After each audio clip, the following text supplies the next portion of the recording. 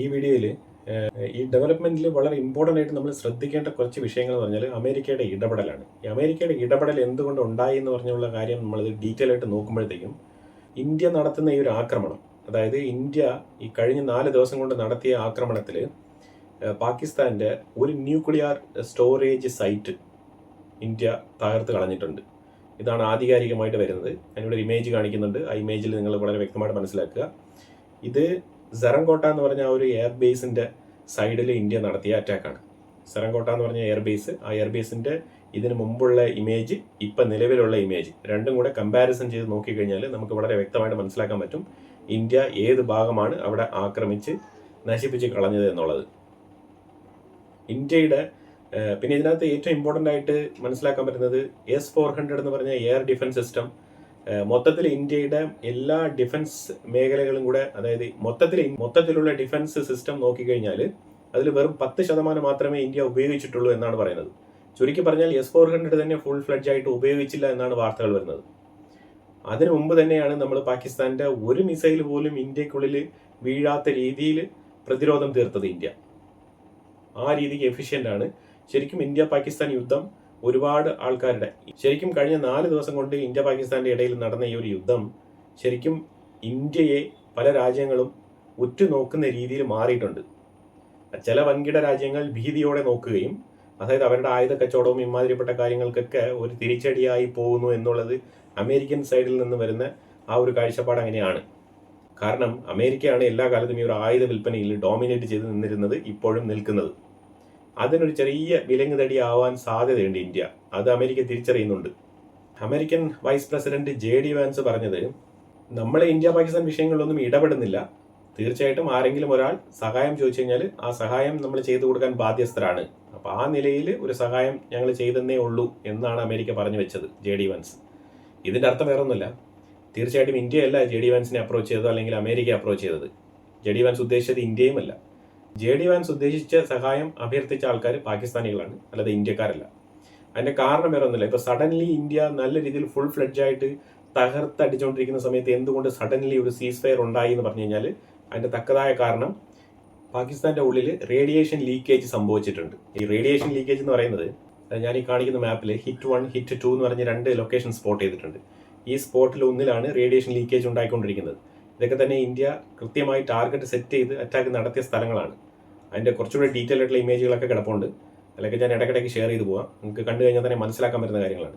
India ഒരു nuclear spot, പാകിസ്ഥാൻ്റെ ഒരു ന്യൂക്ലിയർ സ്പോട്ട് ഉപയോഗശൂന്യമായി ആക്കി തീർത്തിരിക്കുകയാണ്. അതായത് ഇനി ഉപയോഗിക്കാൻ പറ്റില്ല, കാരണം അവിടെ ബോറോൺ കൊണ്ട് ഡംപ് ചെയ്യാണ്. ഈ ബോറോൺ എന്ന് പറയുന്നത്, ഈ ഒരു ഫ്ലൈറ്റ് ചാർട്ടർ നോക്കിക്കഴിഞ്ഞാൽ നിങ്ങൾക്ക് മനസ്സിലാക്കാൻ പറ്റും. ഈജിപ്തിൽ നിന്നും ഈ ഫ്ലൈറ്റ് വരുന്നത്, അതായത് ആദ്യമേ ഈ ആദ്യം കാണുന്ന ഈ ഇമേജിൽ അമേരിക്കൻ ഫ്ലൈറ്റ് ആണ് അവിടെ പോകുന്നത് റേഡിയേഷൻ സ്പെസിമെൻസ് ടെസ്റ്റ് ചെയ്യാൻ വേണ്ടിയിട്ട്, അതായത് ന്യൂക്ലിയർ റേഡിയേഷൻ്റെ സാമീപ്യം ഈ സ്ഥലത്തുണ്ടോ എന്നുള്ളത് പരിശോധിക്കാൻ വേണ്ടിയിട്ടാണ് അമേരിക്ക അവിടെ ഇറങ്ങി തിരിച്ചത്. അപ്പോൾ റേഡിയേഷൻ ഉണ്ട് എന്നുള്ളത് കണ്ടെത്തിയ സ്ഥിതിക്കാണ് ഇന്ത്യ എടുത്ത് പറഞ്ഞിട്ട് ഈ യുദ്ധം അവസാനിപ്പിച്ചത്. അതാണ് മനസ്സിലാക്കേണ്ടത്. അതായത് റേഡിയേഷൻ ഒരു ന്യൂക്ലിയർ ബോംബ് ഇടുന്നതിന് തുല്യമാണ് ഒരു റേഡിയേഷൻ സ്പേസ്. അവിടെ നിന്ന് റേഡിയേഷൻ ലീക്കായി കഴിഞ്ഞാൽ പിന്നെ ആ സ്ഥലം ഡേഞ്ചറാണ്.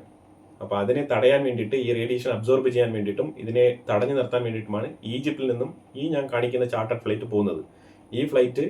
ഈ ഒരു കാർഗോ ഫ്ലൈറ്റ് ബോറോൺ ആണ് കൊണ്ടുപോകുന്നത്. ബോറോൺ കൊണ്ടുപോയി അവിടെ ഡംപ് ചെയ്ത് ഈ ഒരു ലീക്ക് സസ്പെൻഡ് ചെയ്യാൻ വേണ്ടിയിട്ടാണ്. അപ്പോൾ ആ രീതിയിലുള്ള പ്രവർത്തനങ്ങൾ പാകിസ്ഥാൻ്റെ ഉള്ളിൽ നടക്കുന്നുണ്ട്. അതുപോലെ നമ്മൾ അന്നേ പറഞ്ഞിരുന്ന ഈ കിരണ ഹിൽസിൻ്റെ ആ ഒരു ഏരിയയും കൂടെ ടാർഗറ്റിൽ ഉണ്ടായിരുന്നതാണ്. അതിനെക്കുറിച്ചുള്ള വിശദ വിവരങ്ങളൊന്നും പുറത്തു വന്നിട്ടില്ല.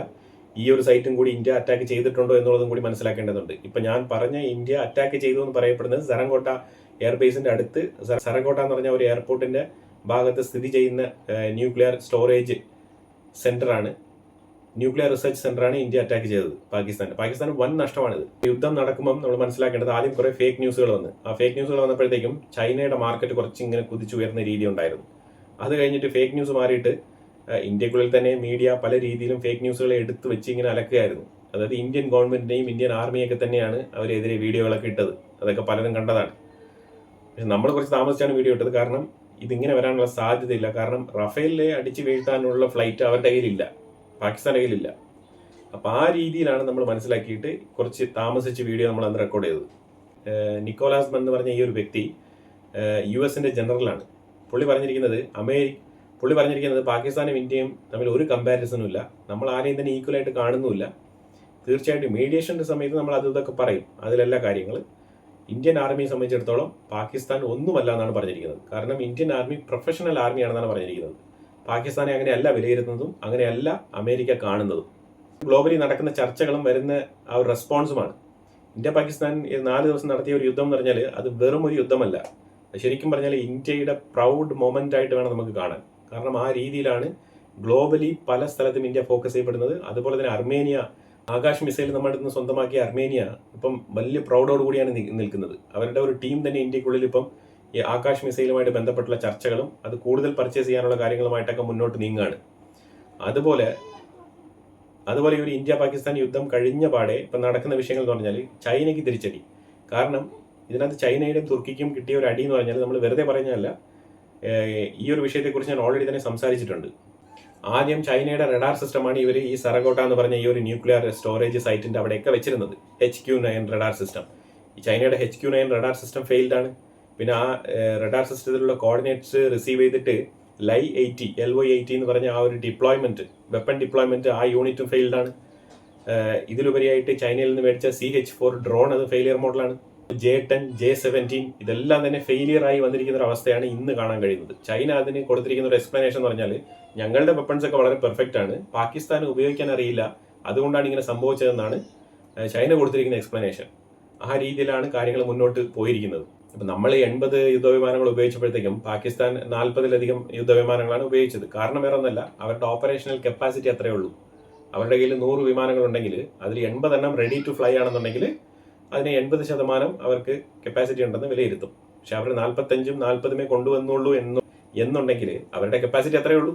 അതുകൊണ്ടാണ് അവർക്ക് അത്രയും കുറച്ച് അവർക്ക് ഉപയോഗിക്കാൻ പറ്റിയത്. ഇതിനെ ഓപ്പറേഷണൽ റെഡിനെസ് എന്നാണ് പറയുന്നത്. ഈ ഓപ്പറേഷണൽ റെഡിനെസ് അവർക്ക് അത്രയേ ഉള്ളൂ. 40% ഉള്ള അവരുടെ കപ്പാസിറ്റി.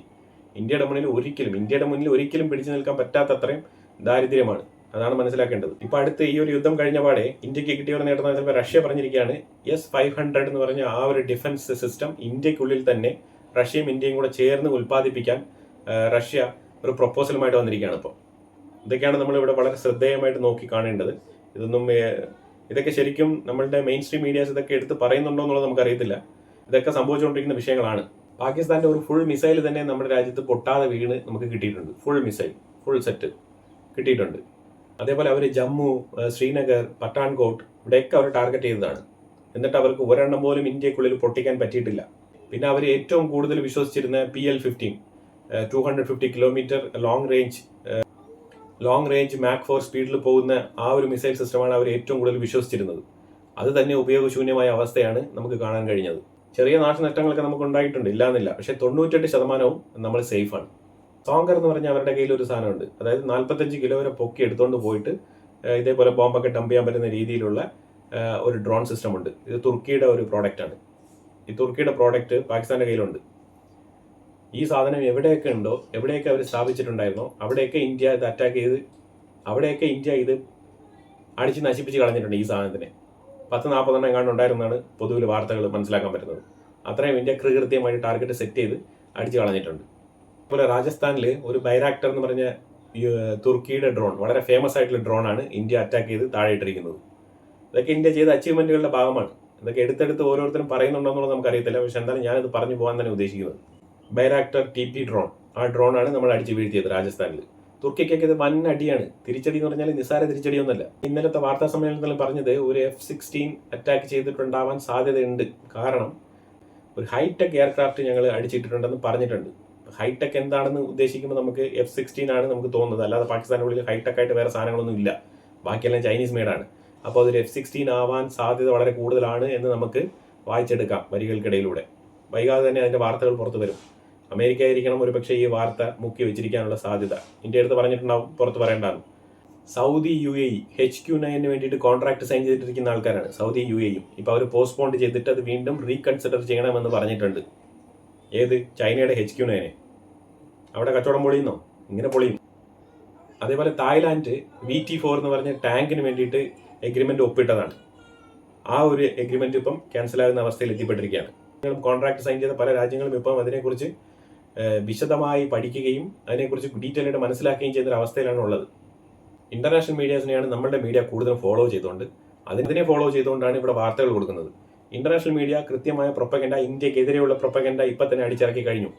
അവരൊക്കെ ഇന്ത്യയുടെ പല ഫൈറ്റർ ജെറ്റുകളും തകർന്നു വീണെന്നുള്ള ആ ഒരു വാർത്തയ്ക്ക് മറുവാർത്ത, അതായത് ആ വാർത്ത തെറ്റായിരുന്നു എന്ന് ഇതുവരെ വാർത്ത പ്രസിദ്ധീകരിക്കാൻ, ആ വാർത്ത തെറ്റായിരുന്നു എന്ന് പോലും പ്രസിദ്ധീകരിക്കാൻ റോയിട്ടേഴ്സ് പോലത്തെ മാധ്യമങ്ങൾ തയ്യാറാകുന്നില്ല എന്നുള്ളതാണ്. ആ സ്ഥലത്താണ് നമ്മൾ ഈ ഒരു ഗ്ലോബൽ മീഡിയയുടെ ഇൻഫ്ലുവൻസും അവർ കാണിച്ചു കൂട്ടുന്ന, അവർ സെറ്റ് ചെയ്യുന്ന നരേറ്റീവ്സും എത്രമാത്രം മാനിപ്പുലേറ്റഡ് ആണെന്നുള്ളതാണ് നമ്മൾ മനസ്സിലാക്കേണ്ടത്. പക്ഷെ അതിനെ പിന്തുടർന്നുകൊണ്ട് ഇന്ത്യൻ മീഡിയാസും അതിനെ അങ്ങ് പൊലിപ്പിച്ച് കാണിക്കുന്ന അവസ്ഥയാണ് ഇന്ന് ഉണ്ടായിക്കൊണ്ടിരിക്കുന്നത്. അങ്ങനെയല്ല. ഇന്ത്യയിലെ ഒരു ഫൈറ്റർ ജെറ്റോ ഒരു എയർക്രാഫ്റ്റ് മാനോ ആർക്കും തന്നെ ഒരു പോറൽ പോലും ഏറ്റിട്ടില്ല എന്നുള്ളതാണ് വാർത്തകൾ. അതാണ് ഇന്ത്യൻ സൈഡിലുള്ള യഥാർത്ഥ ന്യൂസ്. ഇപ്പം തന്നെ ആകാശ് മിസൈലിന്റെ കമ്പനിയുമായിട്ട് ബന്ധപ്പെട്ട് നോക്കിക്കോ, വരുന്ന ദിവസങ്ങളിൽ ഏതെങ്കിലും രീതിയിൽ വല്ല സാങ്ഷൻസോ എന്തെങ്കിലുമൊക്കെ കൊണ്ടുവരാനുള്ള സാധ്യത വളരെ കൂടുതലാണ്. ആ കമ്പനി നടത്തുന്ന ആൾക്കാർ വളരെയധികം ശ്രദ്ധാപൂർവം ഇരിക്കേണ്ടതാണ്. എന്തെങ്കിലുമൊക്കെ നോക്കിയോ, സെക്കൻഡറി പ്രോഡക്റ്റ്, എന്തെങ്കിലും ഡ്യൂവൽ യൂസ് പർപ്പസിന്റെ പ്രോഡക്റ്റ് കൊടുത്തു എന്നൊക്കെ പറഞ്ഞുകൊണ്ട് ചില സാങ്ഷൻസ് ഒക്കെ കൊണ്ടുവരാനുള്ള സാധ്യതയുണ്ട്. ആകാശ് മിസൈലിന്റെ കാര്യത്തിനെ കുറിച്ച് എൻക്വയറി ഇപ്പം തന്നെ വന്നു തുടങ്ങിയിട്ടുണ്ട്. അതിൽ താല്പര്യം പ്രകടിപ്പിച്ചിരിക്കുന്ന രാജ്യങ്ങളെ ലിസ്റ്റ് എന്ന് പറഞ്ഞാൽ അർമേനിയ വീണ്ടും യൂണിറ്റുകൾ വേണം എന്നാണ് ആവശ്യപ്പെടുന്നത്. പിന്നെ Thailand, Malaysia, Mauritius, Morocco, UAE already തന്നെ പ്രപ്പോസൽ അയച്ചിരിക്കുകയാണ്. ഈ രാജ്യങ്ങളൊക്കെ ഇന്ത്യയുടെ ആകാശ് മിസൈൽ എന്ന് പറഞ്ഞ ആ ഒരു വളരെ കോംപ്രിഹെൻസീവ് ആയിട്ടുള്ള ഒരു മിസൈൽ സിസ്റ്റത്തിന് വേണ്ടിയിട്ട് പ്രപ്പോസൽ വെച്ചിരിക്കുകയാണ് ഇന്ത്യക്ക്. അപ്പോൾ ഇന്ത്യ പാകിസ്ഥാൻ യുദ്ധം ആഫ്റ്റർ സിന്ദൂർ എന്ന് പറഞ്ഞു കഴിഞ്ഞാൽ നമുക്ക് കുറേ ഡെവലപ്മെന്റ്സ് നടന്നിട്ടുണ്ട്. ഇന്ത്യയുടെ സ്റ്റോക്ക് മാർക്കറ്റ് 1800 പോയിന്റാണ് ഇന്ന് കയറിപ്പോയിരിക്കുന്നത്. അതായത് ഇന്ത്യയെ കൂടുതൽ ശക്തമായി ട്രസ്റ്റ് ചെയ്യാൻ ഇൻവെസ്റ്റേഴ്സ് തുടങ്ങിയിരിക്കുകയാണ്. അപ്പോൾ ഈ ഒരു ഗ്രിപ്പിൽ തന്നെ നമ്മൾ പിടിച്ച് മുന്നോട്ട് പോകാനുള്ള ശ്രമങ്ങൾ നടത്തണം. അപ്പോൾ ഇങ്ങനെ കുറച്ച് ഡെവലപ്മെന്റ്സ് ഉണ്ടായിരുന്നു. അപ്പോൾ അതും കൂടെ അപ്ഡേറ്റ് ചെയ്യാൻ വേണ്ടിയിട്ടാണ് ഈ ഒരു വീഡിയോ ചെയ്തത്. തീർച്ചയായിട്ടും ഇതിനെക്കുറിച്ചുള്ള അഭിപ്രായങ്ങൾ കമന്റ് ബോക്സിൽ രേഖപ്പെടുത്തുക. കൂടുതൽ വിഷയങ്ങളുമായിട്ട് അടുത്ത വീഡിയോയിൽ വരാം. Thank you so much.